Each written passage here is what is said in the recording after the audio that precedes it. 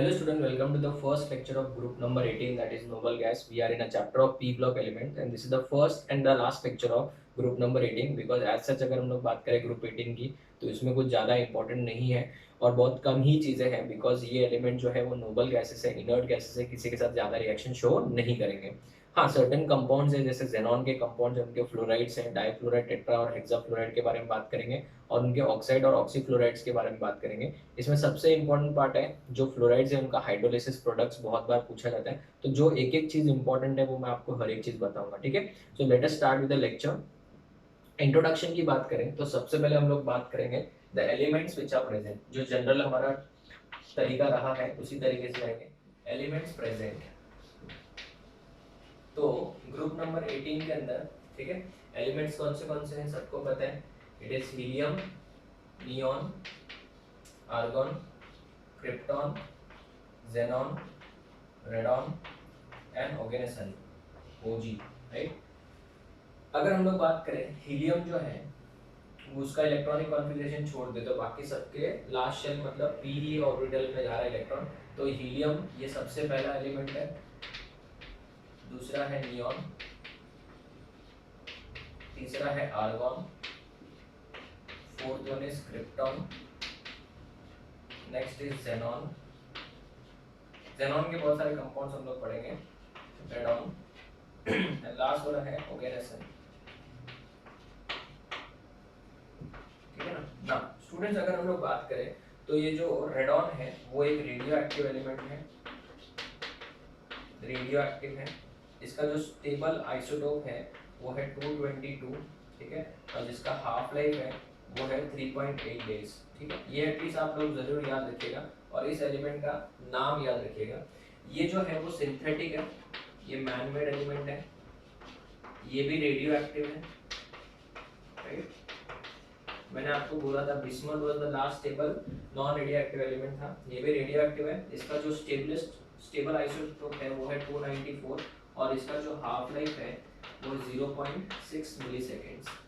ठीक है ना, 0.6 मिलीसेकेंड. ना स्टूडेंट्स इतना सब चीजें याद रखने की जरूरत नहीं, बट एटलीस्ट नाम जरूर याद रखना, उतना मैं एक्सपेक्ट करता हूँ आपसे. ठीक है, तो अगर हम लोग बात करें बच्चों इनके यहाँ पे खाली नंबर थोड़ा सा 0.7 लिखते हैं, 6 नहीं. ठीक है, अगर इनके ऑकरेंस की बात करें, हाउ दिस एलिमेंट ऑकर, तो ऑकरेंस में मुझे पता सबको पता है बच्चों, ये सब एलिमेंट क्या है, नोबल गैसेस है, इनको नोबल गैसेस बोलते हैं.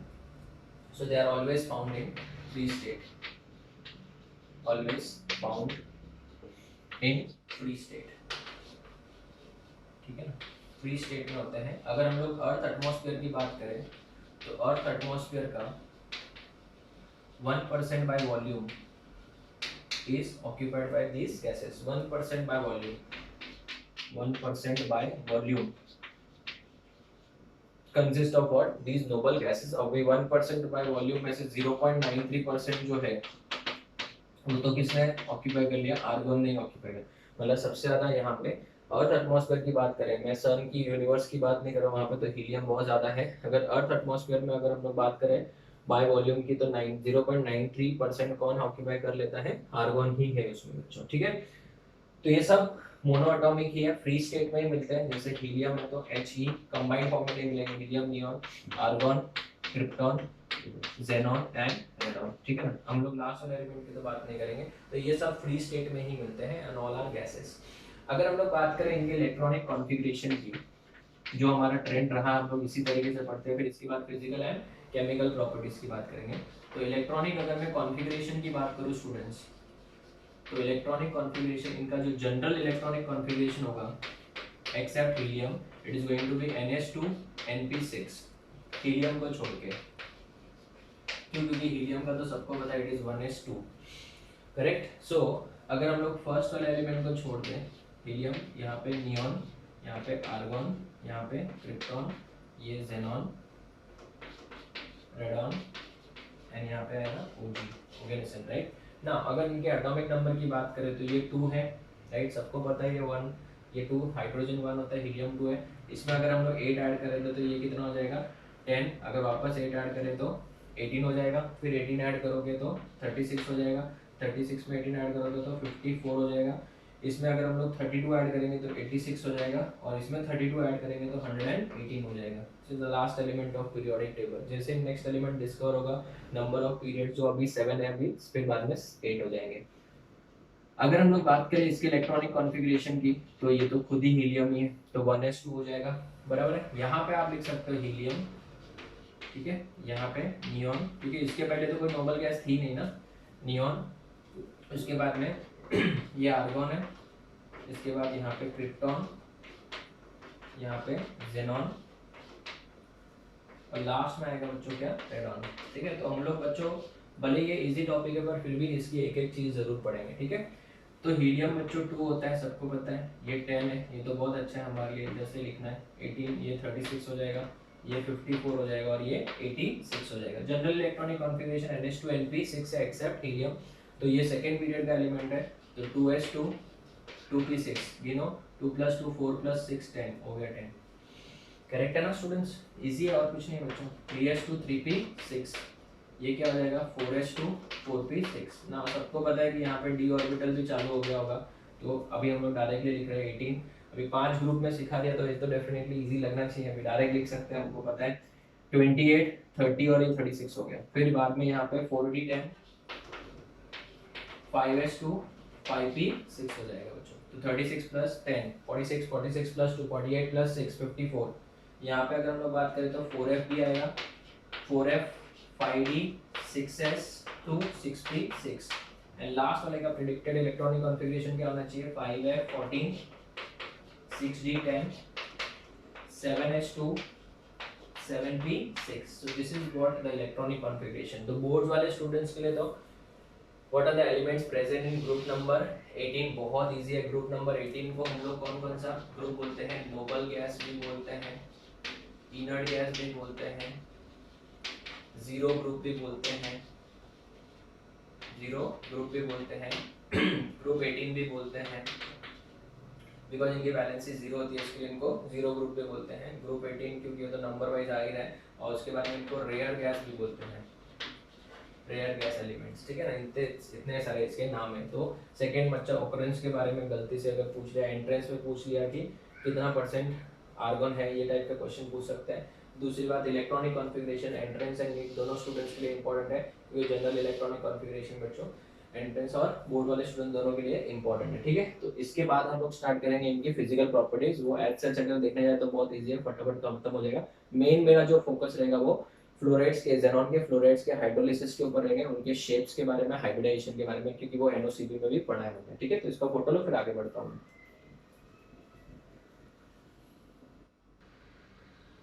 Okay students, so let us start with the physical properties. ये सब फिजिकल प्रॉपर्टीज हम लोग डिस्कस करने वाले हैं फॉर ग्रुप नंबर 18 एलिमेंट्स, ठीक है ना। एज सच देखने जाए तो कुछ ज़्यादा डिफिकल्ट नहीं है, सब इजी पार्ट ही है, ठीक है। अगर हम लोग बात करें फिजिकल स्टेट के बारे में, ऑलरेडी हमको पता है all are gases, all are monoatomic gases. Monoatomic क्यों बच्चों, बिकॉज वो कंबाइन करते ही नहीं है, तो इनका जो एटॉमिसिटी होगा वो क्या होगा, 1 हो जाएगा, राइट। एटॉमिसिटी 1 है, और जो कि कंफर्म होता है बेटा उनके Cp/Cv वैल्यू से 1.66 है। तो इनका जो Cp/Cv वैल्यू जो थर्मोडायनामिक्स में पढ़ते हैं हम लोग, उससे मोनोएटॉमिक गैसेस के लिए Cp/Cv का वैल्यू कितना होता है, 1.66, राइट। तो उससे ये कंफर्म भी होता है सबके सब गैसेस हैं, ऑल आर गैसेस। इसमें से ऐसा नहीं है कि डाउन द ग्रुप गए तो वो सॉलिड में कन्वर्ट हो गया, कुछ नहीं। इनको नोबल गैसेस इस वजह से ही बोलते हैं। एटॉमिक साइज की बात करते हैं तो जो जनरल ट्रेंड होता है वही है, सब जनरल ट्रेंड ही है, कोई डिफिकल्ट वाली बात नहीं है। Atomic size down the group क्या होता है, इंक्रीजेस। तो हीलियम सबसे छोटा, हीलियम से बड़ा नियॉन, आर्गन उससे बड़ा, क्रिप्टॉन, फिर जेनॉन एंड रेडॉन, ठीक है ना। अगर मैं बात करूं आयनाइजेशन एंथैल्पी की, ठीक है ना, एटॉमिक साइज में एक और इंफॉर्मेशन अगर आप चाहो तो याद रखना कि अपने पीरियड में सबसे बड़े यही होते हैं। क्यों, क्योंकि यहाँ पे वैन डर वाल्स रेडियस गिनी जाती है। तो ये एटॉमिक साइज में कौन सा रेडियस है, ये जो एटॉमिक रेडियस हम लोग बात करते हैं वो रेडियस कौन सा होता है, यहाँ पे वैन डर वाल्स रेडियस है, ठीक है ना, वैन डर वाल्स रेडियस ना। अगर हम लोग इनके वैन डर वाल्स रेडियस की बात करते हैं तो दे आर बिगेस्ट और they are largest size in the respective period, largest in respective period. अपने खुद के पीरियड में सबसे बड़ा कौन है, वो ही नोबल गैस होगा अगर हम लोग वैंडरवाल रेडियस की बात करें तो, ठीक है ना। बाकी सब में तो कोवेलेंट वो रेडियस की बात होती है, आयनिक रेडियस की बात हो सकती है, बट इसमें तो हमेशा वैंडरवाल रेडियस की ही बात होगी, ठीक है ना। आयनाइजेशन एंथैल्पी, डेफिनेटली बच्चों ये नोबल गैस है तो ये हाईली स्टेबल है, और हाईली स्टेबल का ऑक्टेट कंप्लीट है। अगर हीलियम की बात छोड़ दे तो बाकी सबका ऑक्टेट क्या है, कंप्लीट है, और हीलियम के केस में ड्यूप्लेट कंप्लीट है। तो इनका आयनाइजेशन एंथैल्पी बहुत ज्यादा रहेगा, so they have very high ionization enthalpy, but ionization enthalpy का वैल्यू डाउन द ग्रुप क्या होगा, डिक्रीज होगा। सो हीलियम का सबसे ज्यादा, फिर नियॉन का उससे थोड़ा कम, नियॉन से कम किसका, आर्गन का, आर्गन के बाद क्रिप्टॉन एंड जेनॉन, ठीक है। और रेडियन का तो नहीं भी बात करेंगे तो चलेगा बिकॉज़ वो रेडियो एक्टिव है, and they have highest ionisation enthalpy in respective period. और अगर आपको पूछ ले कि highest ionisation enthalpy in the periodic table किसका है, तो हीलियम का बच्चों highest ionisation enthalpy in periodic table, पूरे पीरियोडिक टेबल में सबसे ज्यादा आयनाइजेशन एंथैल्पी किसका है, तो वो है हीलियम। इंपॉर्टेंट एमसीक्यू के तौर पे याद रखना, ठीक है। अगर हम लोग बात करें नेक्स्ट वाले की, that is electron gain enthalpy. इनको तो बेटा इलेक्ट्रॉन गेन ही नहीं करना है because they have stable electronic configuration. अगर इनका इलेक्ट्रॉनिक कॉन्फ़िगरेशन स्टेबल ही है तो इनको इलेक्ट्रॉन गेन करने की जरूरत नहीं है। सो याद रखना, they have very large positive value, याद रखना, this is very important, very large positive value of electron gain enthalpy. इनका इलेक्ट्रॉन गेन एंथैल्पी का वैल्यू क्या रहेगा, पॉजिटिव रहेगा, because they don't want to get what, और they don't want to take electron because इनका stable electronic configuration है। Melting point की बात करें तो इनके बीच में बच्चों वैन डर वाल फोर्स होता है, मॉलिक्यूल्स के और एटम्स के बीच में वैन डर वाल फोर्स होता है, और सबको पता है कि वैन डर वाल फोर्स जो होता है वीक होता है, ठीक है ना। So they have low melting point and boiling point. Down the group definitely molecular mass बढ़ेगा तो वैन डर वाल फोर्स भी बढ़ेगा। सो ऑर्डर क्या होना चाहिए, हीलियम से ज्यादा, नियॉन कुछ है ही नहीं exception, neon, argon, krypton and xenon. तो इसके लिए तो बहुत बार ये नहीं भी सिखाएंगे तो बच्चे खुद से भी पढ़ लेते हैं, बिकॉज 17 ग्रुप तक पढ़ने के बाद तो हर एक चीज कवर हो ही जाती है, ठीक है। पर फिर भी हम लोग यहाँ पे पढ़ लेते हैं। सोल्युबिलिटी इन वाटर, वाटर जो सबको पता है, it is a bend shape और वी शेप मॉलिक्यूल, इसके ऊपर डेल नेगेटिव और इसके ऊपर डेल पॉजिटिव। तो ये डाइपोल है, यहाँ पे तो बेटा ये तो क्या नॉन पोलर है, कोई पोल्स है ही नहीं, बट इसके अंदर ये डाइपोल क्या कर सकता है, इंड्यूस कर सकता है डाइपोल। तो सोल्युबिलिटी इन वाटर पहली बात तो लो ही है, एंड जो इंटरेक्शन है वो बहुत इंपॉर्टेंट है, एमसीक्यू में पूछा जाता है dipole induced dipole interaction, dipole induced dipole interaction. क्यों, क्योंकि ये तो डाइपोल है और इसके अंदर ये इंड्यूस करेगा। So induced dipole interaction, solubility dipole, solubility कैसे बढ़ेगी, as you move down the group. So solubility order helium से ज्यादा सोल्यूबल नियॉन, नियॉन से आर्गन, आर्गन से ज्यादा क्रिप्टॉन एंड उससे ज्यादा जेनॉन हो जाएगा बच्चों। This is solubility in water. Diffusion की बात करो तो बच्चों जितने भी नोबल गैस है इनके अंदर एक special property, they can diffuse through glass है, रबर है, इसके लिए इनको हैंडल करना बहुत डिफिकल्ट हो जाएगा। डिफ्यूज थ्रू मतलब they can come out of the container, तो इनका ये एक प्रॉब्लम है, इसके लिए इनको हैंडल करना बहुत ही डिफिकल्ट हो जाता है। So all noble gases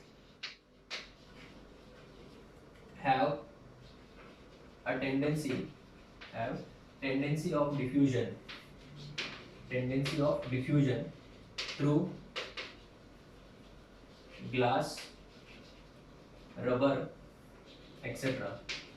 Therefore it becomes difficult to handle them at low temperature, low temperature पे इनको हैंडल करना बहुत ज़्यादा डिफिकल्ट हो जाता है because of the tendency to diffuse, right. अगर हम लोग बात करते हैं लिक्विफिकेशन टेंडेंसी, तो इनके बीच में तो कोई फोर्स ऑफ अट्रैक्शन है ही नहीं, बहुत ही वीक फोर्स ऑफ अट्रैक्शन है, जहाँ पे कुछ नहीं होता था हम लोग वहाँ पे क्या बोलते हैं, वैन डर वाल फोर्स ऑफ अट्रैक्शन है। तो बच्चों लिक्विफिकेशन टेंडेंसी इनमें बहुत ही क्या रहेगी, कम रहेगी ना। दो दे हैव लो लिक्विफिकेशन टेंडेंसी। अगर हम लोग बात करें जब हम लोग टेम्परेचर को कम करें और प्रेशर को बढ़ाएंगे तो इनके अंदर लिक्विफिकेशन टेंडेंसी थोड़ी थोड़ी बढ़ती जाएगी। तो यहाँ पे क्या होगा, यहाँ पे बच्चों आपको देखने को मिलेगा dispersion forces, which are also known as what, yes यही वाला कौन सा, वैन डर वाल फोर्सेस, राइट। वैन डर वाल फोर्सेस ही देखने को मिलेगा, डिस्पर्शन फोर्सेस राइट। यहाँ पे बेसिकली डिस्पर्शन फोर्सेस जो है हम लोग इसको बोल सकते हैं इंस्टेंटेनियस डायपोल और इंड्यूस्ड डायपोल इंटरेक्शन। अभी ये क्या होता है, मैंने आपको स्टेट्स ऑफ मैटर में तो डिटेल में बताया है, ठीक है ना, फिर भी यहाँ पे बता देता हूँ कि जब हम लोग इसको कूल करते हैं तो सपोज ये हीलियम का फर्स्ट एटम है, ठीक है ना, तो जब कूल करते हैं तो इलेक्ट्रॉन्स का स्पिन जो है वो तो होगा, बट स्पीड थोड़ा सा क्या हो जाएगा, कम। अगर बहुत ज़्यादा कूल करेंगे तो हीलियम का तो लिक्विफिकेशन रेट 4.2 केल्विन पे, तो बहुत ज़्यादा कूल करने से एक पर्टिकुलर मोमेंट पे इलेक्ट्रॉन का स्पीड ज़्यादा कम होने की वजह से, कहने से अगर समझो ये दोनों इलेक्ट्रॉन यहाँ पे आ गए तो डेल नेगेटिव हो जाएगा और इसके ऊपर डेल क्या हो जाएगा, पॉजिटिव हो जाएगा। तो यहाँ पे जो डायपोल बना है वो कुछ मोमेंट के लिए बना है, कुछ बहुत ही फ्रैक्शन ऑफ सेकेंड्स के लिए बना है, तो इसको कौन सा डायपोल बोलेंगे, इंस्टेंटेनियस डायपोल बोलेंगे। क्यों? क्योंकि ये अभी जस्ट डिस्ट्रॉय होने वाला है।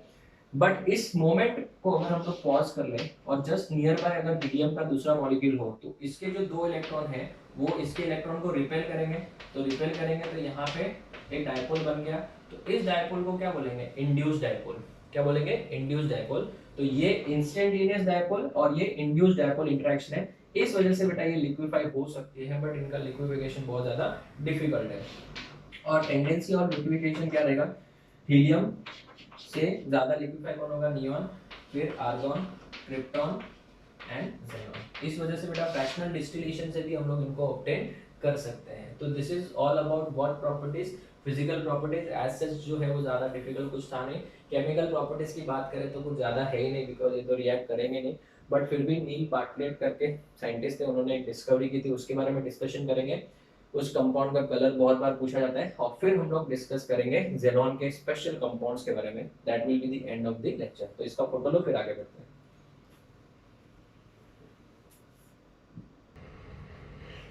Okay students, so if you talk about the chemical properties, तो केमिकल प्रॉपर्टीज में एज सच तो कुछ होगा नहीं, बिकॉज इनके ऑक्टेट क्या है, कंप्लीट है।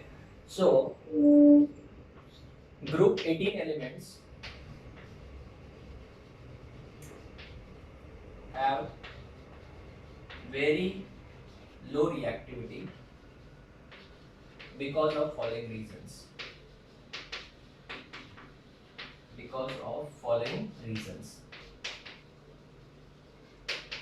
सबसे पहली बात तो अगर हम लोग बात करें एक्सेप्ट हीलियम, बाकी सबका ऑक्टेट क्या है, कंप्लीट है। All other noble gases have their octet complete। और अगर ऑक्टेट कंप्लीट है तो हर एक एलिमेंट का एक ही तो एम होता है कि अपना ऑक्टेट कंप्लीट कर ले। तो अगर इनका ऑक्टेट कंप्लीट है, have their octet complete, so therefore they have low reactivity. In case of helium also we can say that duplet is complete, so don't say helium तो reactive होना चाहिए ना।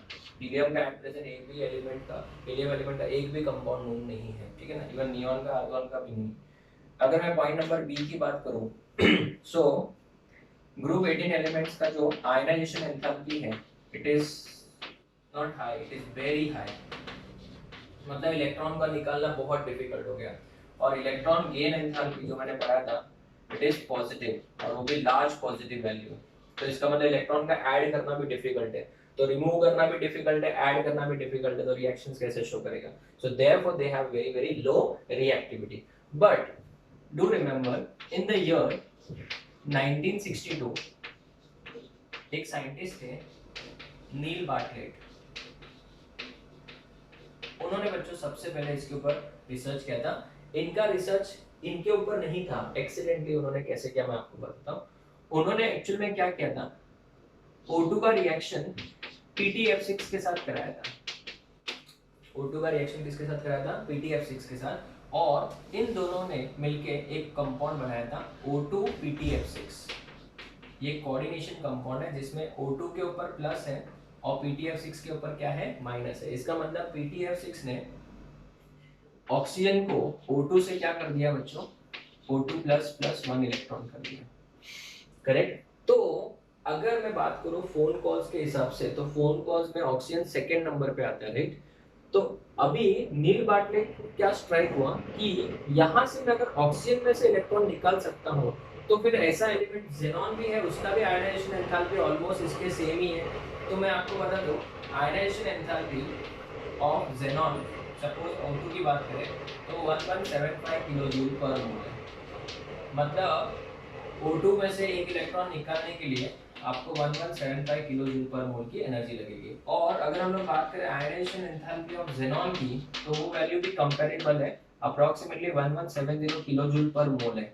तो इसका मतलब तो ये हुआ कि जेनॉन में से भी एक इलेक्ट्रॉन मैं निकाल सकता हूँ अगर इतना एनर्जी प्रोवाइड करूँ। तो ये वाले कंपाउंड में अगर PTF6 वाला पार्ट, इसमें से अगर इलेक्ट्रॉन निकल सकता है तो इसमें से क्यों नहीं, जेनॉन में से क्यों नहीं। So in the year 1962 he was the first scientist जिसने फर्स्ट नोबल गैस का कंपाउंड बनाया, फर्स्ट नोबल गैस कंपाउंड।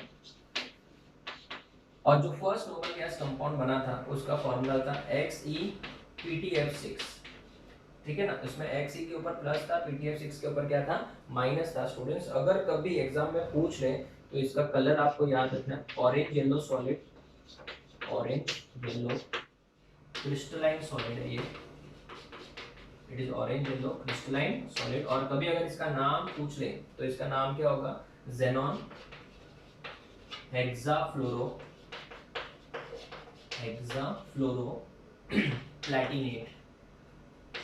क्यों, क्योंकि ये वाला पार्ट अनायनिक कॉम्प्लेक्स वाला पार्ट है ऐसा, प्लैटिनेट। और रोमन नंबर क्या आएगा यहाँ पे, जेनॉन के ऊपर +1 है और यहाँ पे x है। तो अगर हम लोग x मेथड से करें तो 1 प्लस प्लैटिनम को x मान ले, फ्लोरीन का सबको पता है इसका कितना होता है -1 इक्वल्स टू -1। तो ये 5 हो गया, -5 उधर गया तो +5, तो x का वैल्यू कितना हो जाएगा 4 हो जाएगा। तो यहाँ पे आप क्या लिखोगे, रोमन नंबर 4। वर्ड आयन मत लिखना बिकॉज यहाँ पे चार्जेस इंडिविजुअली नहीं है, तो मैंने समझाया कि प्लस और माइनस है।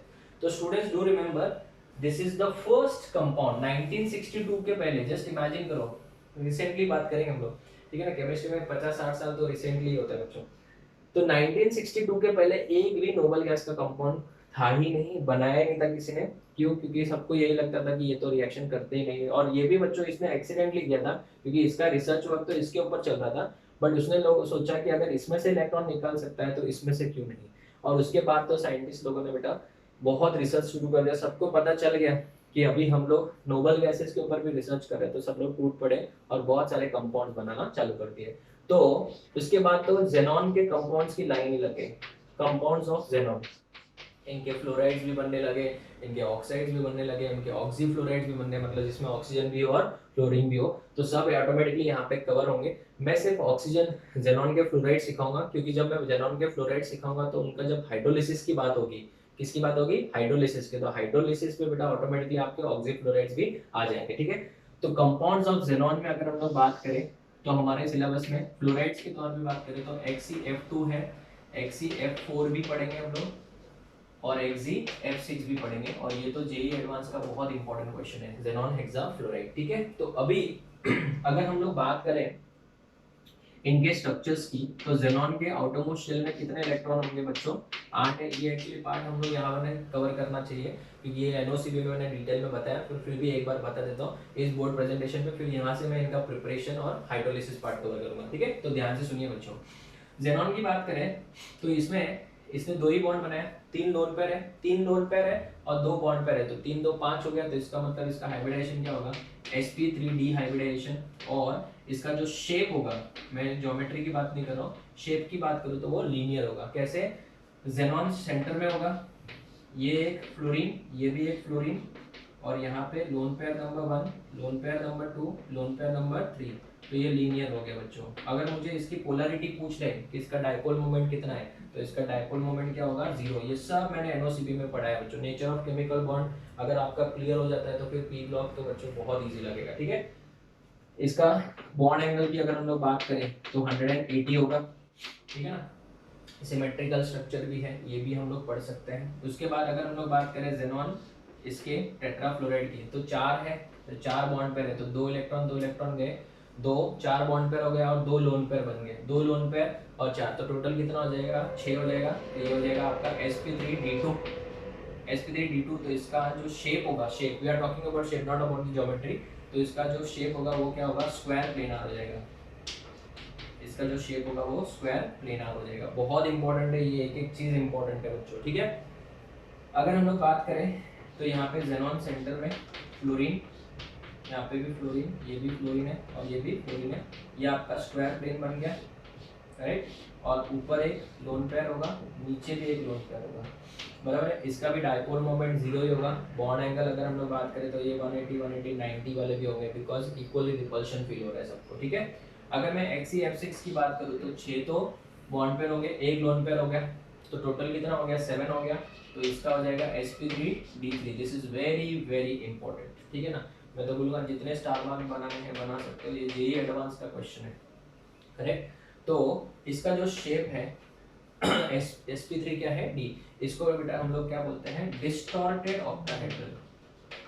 सर ये तो 7 है तो पेंटागोनल बाइपिरामिडल होना चाहिए, बट याद रखना इसका शेप क्या है, डिस्टॉर्टेड ऑक्टाहेड्रल। क्यों? क्योंकि इसमें एक लोन पेयर है। क्या है? एक लोन पेयर। तो इसका जब रियल स्ट्रक्चर देखोगे आप तो आपको ऐसे दिखेगा, जेनॉन, इधर फ्लोरीन फ्लोरीन, यहाँ पे भी फ्लोरीन, यहाँ पे भी फ्लोरीन, ऊपर भी एक फ्लोरीन होगा और नीचे भी एक फ्लोरीन होगा। तो लोन पेयर यहाँ पे आता है, बट वो लोन पेयर क्या है, बहुत ज़्यादा रिपल्शन की वजह से वो लोन पेयर यहाँ पे ऊपर आ जाता है ऐसे, ठीक है। तो यहाँ पे ये आपका स्क्वायर बन गया, ऊपर भी पिरामिड बन रहा है, नीचे भी पिरामिड बन रहा है और ये लोन पेयर आ गया, ठीक है ना। तो इसको क्या बोलेंगे, इस लोन पेयर की वजह से बेटा बॉन्ड एंगल सब डिस्टर्ब हो जाएंगे, तो इस वजह से इसको क्या बोलते हैं, डिस्टॉर्टेड ऑक्टाहेड्रल। ऑक्टाहेड्रल जैसे दिख रहा है, देख लो, ठीक। बट इसको क्या बोलेंगे, डिस्टॉर्टेड बिकॉज ऑफ इस लोन पेयर, इस लोन पेयर की वजह से। तो जेई एडवांस में तो क्वेश्चन पूछा गया है कि क्या ये बॉन्ड लेंथ, सुनो ध्यान से, क्या ये वाला जो बॉन्ड लेंथ है ये वाला और ये बॉन्ड लेंथ दोनों सेम होगा कि डिफरेंट होगा?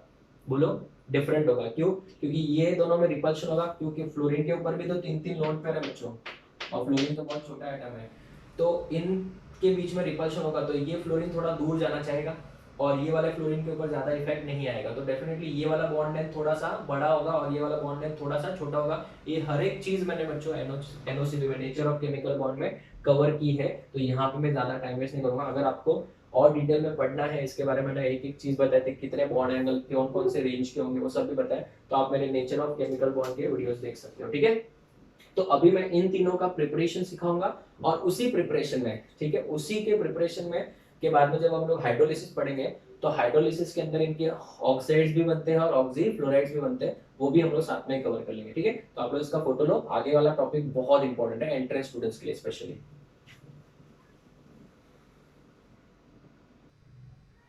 Okay students, so let us talk about the preparation of fluorides of xenon, ठीक है।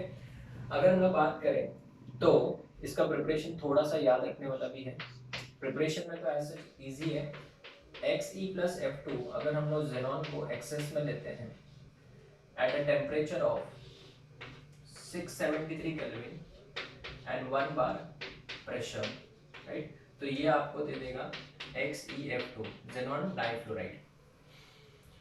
इसका नाम क्या है, xenon difluoride,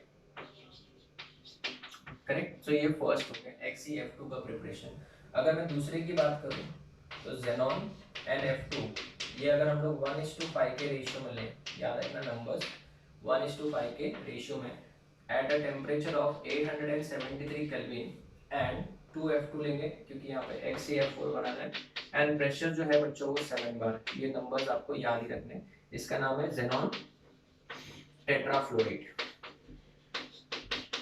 correct. Now last वाले की बात करें, थर्ड वन, xenon का रिएक्शन अगर मैं 3F2 के साथ कराऊं, बराबर है, एंड 1:20 के रेशियो में, नंबर्स याद रखिए, 873 kelvin, 60 to 70 bar, pressure is very high now, so this will give you, क्योंकि मैंने आपको बोला था ना इसमें बच्चों को डिस्टॉर्टेड रिपल्शन होता है, इस वजह से इसको प्रिपेयर करना थोड़ा सा डिफिकल्ट होगा, XeF6 होगा बच्चों, ठीक है ना। तो इसका नाम क्या हो जाएगा, xenon हेक्साफ्लोराइड, और हमारे लिए सबसे ज्यादा इंपॉर्टेंट xenon हेक्साफ्लोराइड है, बिकॉज इसका पार्शियल हाइड्रोलिसिस और कंप्लीट हाइड्रोलिसिस दोनों हम लोग को कवर करना है, ठीक है। अगर मैं बात करूं प्रॉपर्टीज की तो एज सच तो बच्चों को ज्यादा इंपॉर्टेंट नहीं है, they all are white crystalline solid, all are white crystalline solids and readily sublime at 298 Kelvin, and they readily sublime मतलब they move directly from solid to gas, they readily sublime at 298 Kelvin, ठीक है। दूसरी property, they are good fluorinating agent, अगर हमको fluorine चाहिए तो हम लोग इनसे ले सकते हैं। They are good fluorinating agents, they are good fluorinating agent, ठीक है। दे आर अच्छे क्या बच्चों बोलो, गुड फ्लोरिनेटिंग एजेंट है। And third, they are easily hydrolysed, इनका हाइड्रोलिसिस भी क्या है, इजीली है, तो इजीली हाइड्रोलाइज्ड। ये हम लोग अलग बोर्ड पे पूरा पढ़ेंगे, मैं आपको हर एक का हाइड्रोलिसिस डिटेल में बताऊंगा। एंड फोर्थ जो है, they form addition compounds, they also forms addition compounds. This is very important, और ये तो बहुत बार एंट्रेंस एग्जाम में डायरेक्ट एमसीक्यूज में पूछा जाता है। जैसे मैं आपको एग्जांपल बताता हूँ, एग्जांपल के तौर पे अगर मेरे पास XeF2 है, उसका रिएक्शन अगर मैं PF5 के साथ करा दूँ, ठीक है ना, अगर मैं PF5 के साथ करवा दूँ बच्चों, तो ये क्या करेगा, अपना एक फ्लोरीन इसको दे देगा। मैंने अभी बोला they are good fluorinating agent, तो ये प्लस हो जाएगा, XeF प्लस हो जाएगा, और ये PF6 माइनस हो जाएगा। सो बेसिकली ये क्या है, एक सेकेंड, अगर मैं बात करूँ तो यहाँ पे ये PF6 क्या हो जाएगा, माइनस हो जाएगा स्टूडेंट्स, ठीक है ना। तो ये एक एडिशन कंपाउंड बन गया।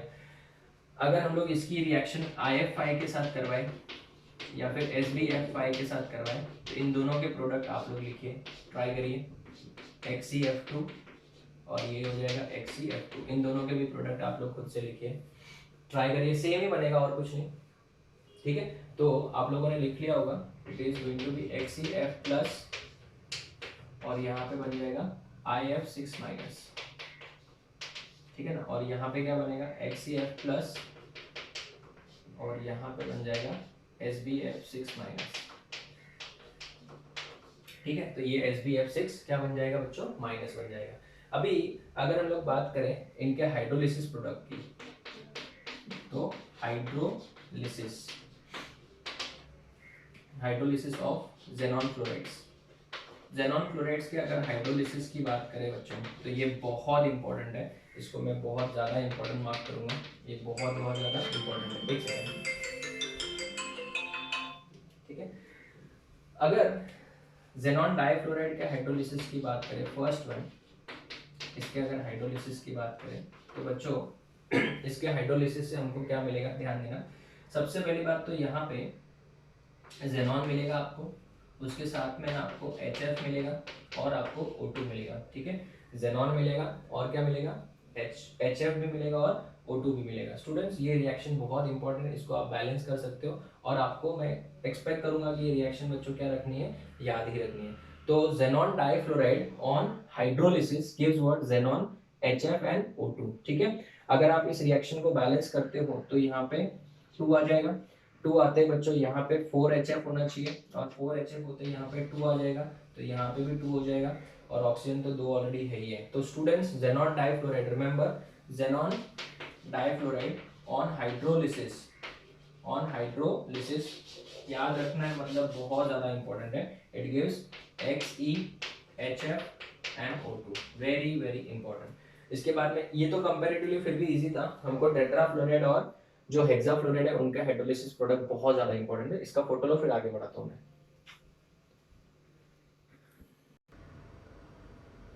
ओके स्टूडेंट्स, सो XeF4 का अगर हम लोग हाइड्रोलिसिस करें तो ये रिएक्शन बहुत वायलेंट होता है, बिकॉज इसमें एक बहुत ही एक्सप्लोसिव कंपाउंड बनता है XeO3, जेनॉन ट्राइऑक्साइड।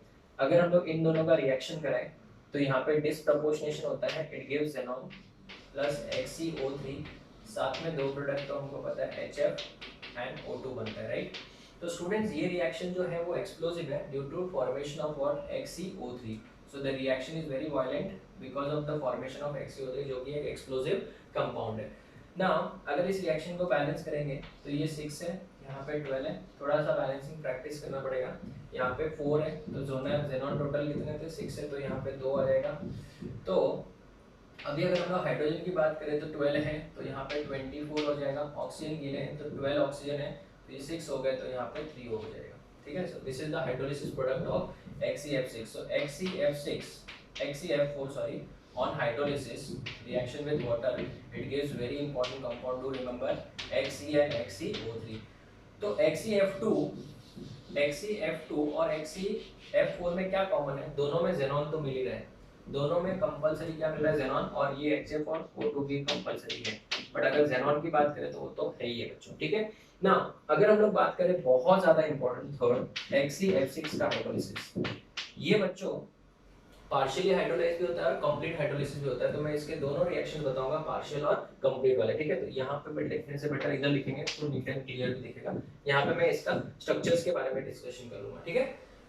तो सुनो, बहुत ज्यादा इंपॉर्टेंट है, इसको रेटिंग में बहुत ज्यादा इंपॉर्टेंट मार्क करना, हाइड्रोलिसिस ऑफ, इसका तो स्पेशल हेडिंग लिखेंगे हम लोग, हाइड्रोलिसिस ऑफ HCF6, ठीक है ना। पार्शियल हाइड्रोलिसिस भी होता है और कंप्लीट हाइड्रोलिसिस भी होता है, तो हम लोग स्टेप बाय स्टेप पढ़ते हैं। अगर मैं HCF6 का हाइड्रोलिसिस करवाऊं तो एक बार याद रखना, हर हाइड्रोलिसिस प्रोडक्ट में 2 HF जरूर बनेंगे, ये आपको एक ट्रिक देता हूँ, ये याद रखना। तो टोटल मैं 3 बार इसका हाइड्रोलिसिस करवाऊंगा, जो भी प्रोडक्ट बनेगा वो हाइड्रोलिसिस, तीनों में एक चीज कॉमन रहेगी, क्या, सब में बच्चों वाटर एक ही रहेगा और HF हमेशा 2 बनेंगे, तो आपको इससे प्रोडक्ट डिटरमाइन करने के लिए इजी हो जाएगा, ठीक है। ये तीनों एग्जांपल्स जो है वो तीनों रिएक्शंस है वो पार्शियल हाइड्रोलिसिस है, ठीक है। तो सबसे पहली बात तो अगर 2 HF निकल गए तो यहाँ पे एक ऑक्सीजन बच गया, तो ये बन जाएगा आपका XE, एक ही था, और कितना है, एक O बच गया, 2 फ्लोरीन चले गए, तो 2 फ्लोरीन चले गए तो फ्लोरीन कितने बचे, 4 बच गए, तो ये हो गया। अभी देखो जरा बैलेंस है कि नहीं, बहुत इजी हो जाएगा अगर आप इस तरीके से सॉल्व करेंगे तो बताओ जेनॉन एक है, ऑक्सीजन कितना है, एक ही है, फ्लोरीन कितने हैं, 4 2 6 और हाइड्रोजन 2 है, अपना काम हो गया बच्चों, ठीक है। फिर उसके बाद अगर हम लोग बात करें इसका फर्दर हाइड्रोलिसिस करवाओ, फर्दर हाइड्रोलिसिस, इसका फर्दर हाइड्रोलिसिस करवाएंगे बच्चों, तो यहाँ पे वापस से 2 HF बन गया, तो अभी H है और ऑक्सीजन इधर आ जाएगा, तो ये XeO2F2, देखो ये ऑलरेडी, ये क्या था, ऑक्सीफ्लोराइड था, ये भी क्या था, ऑक्सीफ्लोराइड था, तो ये तो ऑटोमेटिकली यहीं पे आ ही गया ना, तो बेटा इनको अलग से पढ़ने की जरूरत नहीं है। अगर मैं वापस से इसका हाइड्रोलिसिस करवाऊं XeO2F2, अगर मैं फर्दर इसका हाइड्रोलिसिस करवाऊं तो ये आपको क्या दे देगा बच्चों, सोचो, 2 HF बन गया, 2 HF बन गया, एक ऑक्सीजन इसमें ऐड हो गया, तो ये एक एक्सप्लोसिव कंपाउंड XeO3 बन जाएगा बच्चों। So again I will say, ये कौन सा वाला है, पार्शियल हाइड्रोलिसिस है, ये कौन सा है, पार्शियल हाइड्रोलिसिस है, even this one is also partial hydrolysis, ये भी पार्शियल हाइड्रोलिसिस है, and third one is also partial hydrolysis. अगर आपको खाली हाइड्रोलिसिस पूछ ले तो आप तो कंप्लीट हाइड्रोलिसिस की बात करोगे, तो तीनों को क्या कर देंगे हम लोग, ऐड कर देंगे, और कुछ नहीं, तीनों को सिर्फ ऐड ही करना है, तो तीनों को ऐड करते ही क्या बनेगा, सोचो, ये तो सब जगह पे कैंसिल होते जाएगा, करेक्ट। तो XeF6 plus 3 moles of water, ये देख लो, गिव्स XeO3, इन दोनों में कॉमन क्या आ गया, देखो XeO3, पहले दोनों में कॉमन क्या था, Xe था, और यहाँ पे XeO3 कॉमन है, तो टोटल कितने HF बने बच्चों, 6 HF बने। तो ये वाला रिएक्शन बच्चों आपका कौन सा हाइड्रोलिसिस का है, this is the reaction of complete hydrolysis. तो एग्जाम में कभी पूछ ले तो आपको लिखना तो यही है, बट अगर कभी ऐसा पूछ ले कि XeF6 ऑन हाइड्रोलिसिस गिव्स, ये भी देता है, ये भी देता है और ये भी देता है बच्चों, तो ये बात याद रखना, खाली ये मत रहे, अगर ये भी ऑप्शन में है, ऑल ऑफ द अबव भी हो सकता है, ऐसा टिक करना है। हाँ, अगर समझो ये भी दिया है, ये भी दिया और ये भी दिया है, ऑल ऑफ द अबव भी नहीं दिया है, तो डेफिनेटली आप यही टिक करोगे, बिकॉज फाइनल प्रोडक्ट तो कंप्लीट हाइड्रोलिसिस का ही गिना जाएगा। अगर मैं बात करूं इसके स्ट्रक्चर की, XeO3 की, ठीक है, तो जेनॉन के पास खुद के कितने इलेक्ट्रॉन थे, 8 इलेक्ट्रॉन थे, 3 बॉन्ड पेयर है और 3 पाई बॉन्ड बनेंगे, तो टोटल कितने इलेक्ट्रॉन चले जाएंगे, 6 इलेक्ट्रॉन चले जाएंगे, एक ही लोन पेयर बचेगा, तो एक लोन पेयर बराबर है, और 3 ऐसे डबल बॉन्ड और रहेंगे। तो इसका अगर हाइब्रिडाइजेशन की बात करें XeO3 में हाइब्रिडाइजेशन की, तो ये कौन सा हाइब्रिडाइजेशन है, sp3 हाइब्रिडाइजेशन होगा, sp3 हाइब्रिडाइजेशन, और इसका जो शेप होगा वो कौन सा होगा, पिरामिडल, कौन सा शेप होगा, पिरामिडल शेप हो जाएगा, बराबर है। अगर हम लोग बात करें बच्चों इनके इन ऑक्सीफ्लोराइड्स के बारे में, सबसे पहले हम लोग बात करेंगे, चलो एक काम करते हैं, यहाँ पे लिख देता हूँ मैं, ये किसका स्ट्रक्चर था, XeO3 का। तो नोटबुक में आप लोग प्लीज थोड़ा अच्छे से लिखना, मैंने यहाँ पे ऐसे लिख रहा हूँ, आप लोग थोड़ा और अच्छे से नीट एंड क्लीन लिखना।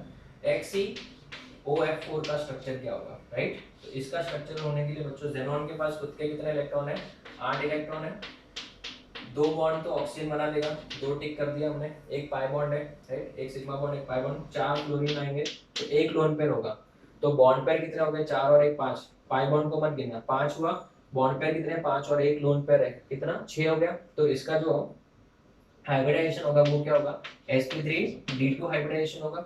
sp3 क्या हो जाएगा, d2 हाइब्रिडाइजेशन। अगर sp3 d2 हाइब्रिडाइजेशन है तो क्या होना चाहिए, ऑक्टाहेड्रल होना चाहिए। ऑक्टाहेड्रल होना चाहिए बट एक लोन पेयर है तो शेप में थोड़ा सा चेंज आएगा। क्या चेंज आएगा देखते हैं।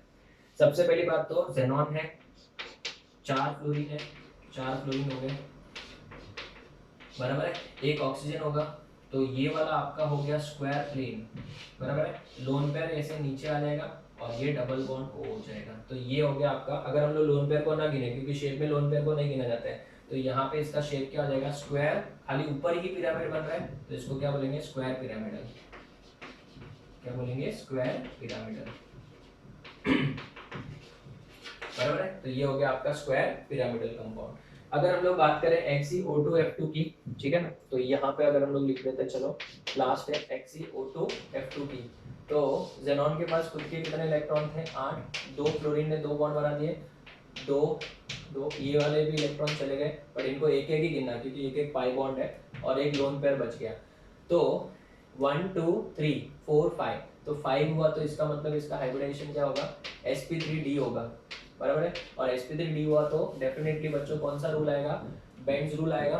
बेंड्स रूल मैंने NOCB में एकदम डिटेल में बताया है, जिनको भी डाउट रहेगा वहां पे देख सकते हैं बेंड्स रूल। तो यहाँ पे अगर हम लोग बात करें तो इसका जो ज्योमेट्री या शेप होगा वो कैसे होगा। मोर इलेक्ट्रोनेगेटिव एलिमेंट कौन है, फ्लोरीन है, तो फ्लोरीन जो है वो एक्सियल पोजीशन लेगा बेंड्स रूल के हिसाब से। लेस इलेक्ट्रोनेगेटिव एलिमेंट कौन है, ऑक्सीजन है, तो वो इक्वेटोरियल पोजीशन लेगा ऐसे। और लोन पेयर एक बच्चा वो भी इस पोजीशन पे आएगा। तो बच्चों इसका शेप क्या हो जाएगा, इसका शेप हो जाएगा सीसॉ। मैंने आपको वो दिन बताया था सीसॉ का शेप, राइट। तो ये सीसॉ शेप हो जाएगा बच्चों, ठीक है। तो ये इनके स्ट्रक्चर्स भी हम लोग ने कवर कर लिया, इनके ऑक्साइड्स की भी बात करी, ऑक्सी फ्लोराइड्स की भी बात की थी, हर एक का शेप हम लोग ने डिस्कस कर लिया, ठीक है। So this is the hydrolysis part, very very important, मेरे लिए सबसे ज्यादा इंपॉर्टेंट हाइड्रोलिसिस ही है। अगर आपको हाइड्रोलिसिस पूछा जाए तो XeF6 का बहुत अच्छे से ध्यान रखना, इसका स्ट्रक्चर भी इंपॉर्टेंट है, इसका हाइड्रोलिसिस प्रोडक्ट भी इंपॉर्टेंट है, ठीक है। तो अभी हम लोग लास्ट में छोटा सा खाली एक छोटा सा सेशन रहेगा, कौन सा, यूजेस ऑफ नोबल गैसेस की, वो वाला पार्ट कंप्लीट करते हैं तो अपना ग्रुप नंबर 18 भी कंप्लीट हो जाएगा। तो इसका फोटो लो फिर आगे बढ़ते हैं।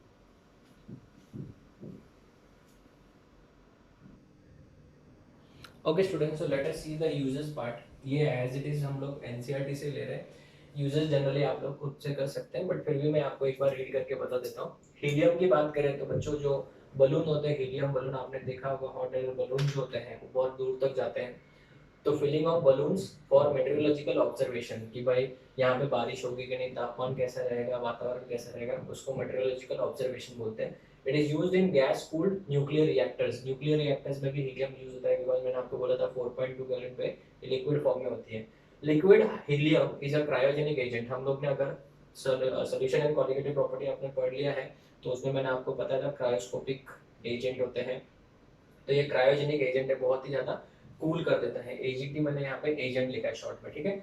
It is also used as a diluent in modern diving apparatus because of low solubility in blood. जब सोल्यूशन एंड कॉलिगेटिव प्रॉपर्टी पढ़ाया मैंने आपको तो उसमें मैंने हेनरीज लॉज बताया था आपको। हेनरीज लॉ में देखा होगा, जो स्कूबा डाइविंग करते हैं, जो पानी के अंदर डाइविंग करते हैं, उनके पीछे एक बड़ा सा एक क्या लगा होता है, सिलेंडर लगा होता है। उसमें पूरा ऑक्सीजन गैस नहीं होता है, उसके अंदर हीलियम गैस भी होता है, बिकॉज इसकी जो ब्लड में सोल्यूबिलिटी है वो कम है।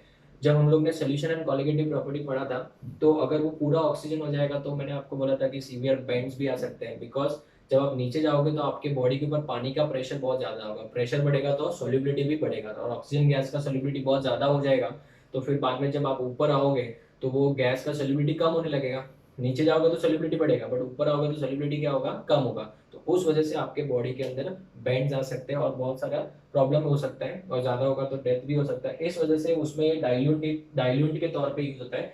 हीलियम का जो ब्लड में सोल्यूबिलिटी है वो कम है, इस वजह से इसको यूज किया जाता है। ऐसा अगर हम लोग नियॉन की बात करें तो सबको पता है it is used in discharge tubes. जो डिस्चार्ज ट्यूब्स होता है, फ्लोरेसेंट बल्ब्स होते हैं, उनमें भी यूज होता है। जो एडवर्टाइजमेंट के ऊपर डिस्प्ले बोर्ड होते हैं, देखा होगा रात को बहुत बड़े बड़े जो एडवर्टाइजमेंट बैनर होते हैं उनके ऊपर लाइट फोकस के तौर पे होता है, तो एडवर्टाइजमेंट डिस्प्ले पर्पस के लिए ये यूज होते हैं बल्ब, ठीक है। उसके बाद में जो बोटेनिकल गार्डन्स होते हैं या फिर जो ग्रीन हाउस होते हैं उनमें भी ये बल्ब के तौर पे यूज होता है, नियॉन बल्ब्स होते हैं, ठीक है। अगर हम लोग आर्गन की बात करें बच्चों, तो आर्गन का सबसे इंपॉर्टेंट यूज है, it provides N inert atmosphere. क्यों? क्योंकि जब हम लोग एक्सट्रैक्शन ऑफ मेटल की वीडियोस देखे होंगे तो हम लोग जनरली वहाँ पे रिएक्शन बहुत हाई टेम्परेचर पे करते हैं, तो मेटल जो है बहुत बार मोल्टन फॉर्म में होता है, जैसे जोन रिफाइनिंग आपने पढ़ा होगा प्यूरिफिकेशन के दौरान, तो मेटल वहाँ पे मेल्ट होता है, और अगर समझो आजू बाजू में ऑक्सीजन हो जाएगा तो ऑक्साइड में कन्वर्ट हो जाएगा, तो पूरा हमारा मेहनत पानी में चला जाएगा। तो ये इनर्ट एटमॉस्फेयर प्रोवाइड करता है, so it is mainly used to provide inert atmosphere in high temperature metallurgical processes. दूसरा, it is used in filling electric bulbs. Electric bulbs को फिल करने में यूज होता है बिकॉज इसका इनर्ट नेचर होता है। तीसरा, it is use for handling substances that are sensitive, air sensitive, जो मतलब एयर के कांटेक्ट में आते ही उनका या तो डिकम्पोजिशन हो जाए या वो ब्रेक हो जाए या फिर वो खराब हो जाए, ऐसे कंपाउंड्स को, ऐसे सब्सटेंसेस को हैंडल करने के लिए हम लोग ये यूज करते हैं, बराबर है। तो स्टूडेंट्स, ये हमारा जो यूजेस है, ऐसे अगर हम लोग बात करें आर्गॉन, क्रिप्टॉन, ये क्रिप्टॉन जेनॉन की तो उनके तो कुछ यूज नहीं, बट वो बल्ब्स में यूज होते हैं, बट एनसीईआरटी में उतना नहीं दिया तो हम लोग उनके बारे में डिस्कशन नहीं करेंगे। अभी अगर मैं बात करूं बच्चों, जो रेनॉन हेक्साफ्लोराइड हमने पढ़ा था, बराबर है, जब उसका हाइड्रोलिसिस होता है तो उसका जो हाइड्रोलिसिस था 3 स्टेप में हुआ था, ध्यान से सुनो प्लीज, 3 स्टेप में हुआ था। हर स्टेप में बच्चों हाइड्रोलिसिस हो रहा था, राइट, बट वो पार्शियल हाइड्रोलिसिस था। तो none of the reaction, note याद रखना, ये वहां पे लिखना, यहाँ पे मत लिखना, during the hydrolysis, during hydrolysis of HCF6, none of the reaction is a redox reaction। कोई भी रिएक्शन रेडॉक्स रिएक्शन थी ही नहीं, एक भी रिएक्शन रेडॉक्स रिएक्शन नहीं थी, सबके सब नॉन रेडॉक्स रिएक्शन थे। जबकि फर्स्ट वाले में भी रेडॉक्स रिएक्शन था, दूसरे वाले में तो डिसप्रपोर्शनेशन था, वो भी एक रेडॉक्स ही होता है, बट HCF6 का जो हाइड्रोलिसिस है वो रेडॉक्स रिएक्शन नहीं है। और एक चीज याद रखना बच्चों कि जब मैंने HCF6 को प्रिपेयर करवाया था, तो HCF6 को प्रिपेयर कराया था तो मैंने वहाँ पे आपको 1:20 लिखवाया था, और एरो पे मैंने गलती से 873 था, वहाँ पे 573 एंड 6 to 70 बार कंसेप्ट रहेगा, ठीक है ना। तो ये याद रखना, वहाँ पे चेंज कर देना, वहाँ पे 873 ने कितना आएगा 573। तो students, this is the best of group number 18। Group number 18 की बात करें तो इसमें कुछ ज़्यादा पार्ट था नहीं, तो हमारा एक ही लेक्चर में खत्म हो गया। बट मैं आपको वापस बोलूंगा, अगर क्वेश्चन अगर आया तो या तो यूजर्स के ऊपर आ सकता है या फिर हाइड्रोलिसिस प्रोडक्ट के ऊपर ही क्वेश्चन आ सकता है। तो मुझे लगता है अगर आप इसका रिवीजन करने बैठोगे तो 1 घंटे के अंदर अंदर बहुत अच्छे से रिवीजन हो जाएगा। और अगर आपको इसको बहुत टाइम तक याद रखना है तो मैं आपको रिकमेंड करूंगा कि हर 4 या 5 दिन के बाद एक बार सिर्फ गो थ्रू कर लीजिए, ठीक है ना। पी ब्लॉक को पढ़ने का सबसे बेस्ट तरीका होगा बच्चों गो थ्रू करने का, मतलब आप बार बार नोट्स को देखिए, हर एक चीज भले लर्न मत करो, बट अगर आप बार बार देखोगे चीजें तो आपको याद होती जाएगी। So this is the entire P block from my side. बहुत ज़्यादा लेक्चर्स लग गए, बट पी ब्लॉक अभी आपका एकदम अच्छे से हो गया। आप कोई भी एंट्रेंस एग्जाम देखने जाओगे तो आपको हर एक चीज़ क्लियरली हो जाएगी, ठीक है। द ओनली गुरु मंत्र, अगर आप मुझे पूछोगे सब पी ब्लॉक खत्म हो गया, गुरु मंत्र एक ही रहेगा बच्चों, नोट्स को अच्छे से लिखना है, हर एक चीज़ को अच्छे से मेंटेन करके, और रिवाइज टाइम टाइम पे करना है, ठीक है। अभी अगर हम लोग आपके नीट की एग्जाम की बात करें, जेई की एग्जाम है, तो वो तो बेटा अभी डेट्स डिक्लेयर हो गए, जुलाई में जा रहा है, नीट का तो 26 जुलाई को है, तो अभी भी इनफ टाइम है। आज अगर मैं बात करूँ तो 7 तारीख है, आप कब देखते हो वीडियो वो अपलोड करने के ऊपर डिपेंड करेगा, बट फिर भी आपके पास इनफ टाइम है, आप चीज़ें को अच्छे से समझ लो बच्चों, ठीक है। तो एक एक चीज़ मैंने बता तो दी है आपको, हर एक चीज़ समझा दी है, नोट्स अगर अच्छे से मेंटेन किए हैं तो आपको अच्छा लगेगा, ठीक है। So this is the end of group number 18 and the end of P block elements. पूरा हमने पी ब्लॉक एलिमेंट्स 13 से लगा के 18 तक एक एक कंसेप्ट डिटेल में पढ़ लिया। So this is the best of P block elements from my side. जितना मुझे आता था मैं हर बार बोलता हूँ, उतना मैंने आपको सिखा दिया। So best of luck for P block. सिर्फ याद रखना पी ब्लॉक को रिवाइज रिवाइज एंड रिवाइज, यही गुरु मंत्र है और कोई गुरु मंत्र नहीं है। कोई भी वीडियो देखो मोटिवेशन का, हाँ P block in 1 hour, P block in 2 hour, P block in 30 second, 30 minutes, ऐसे बहुत बार वीडियोस देखे हैं, मैंने भी देखा है, मतलब ऐसे बता देखते हैं तो स्क्रॉल करते तो अभी यूट्यूब पे इतना अपलोड करने के टाइम में बहुत सारी चीज़ें दिखती है। पहले मैं खुद इतना यूज़ नहीं करता था, बट अभी लेक्चर्स अपलोड करने के टाइम में मुझे भी दिखता है कि अरे यार 30 मिनट्स में पूरा रेडॉक्स रिएक्शन, 30 मिनट्स में पूरा सॉलिड स्टेट, ऐसे बहुत सारे हैं वीडियोस, वो भी अच्छा ही है, बट वो कैसा फिर हर चीज़ डिटेल में नहीं बता पाते, ठीक है। So we will meet in the next lecture with some other chapter. Till then, thank you students.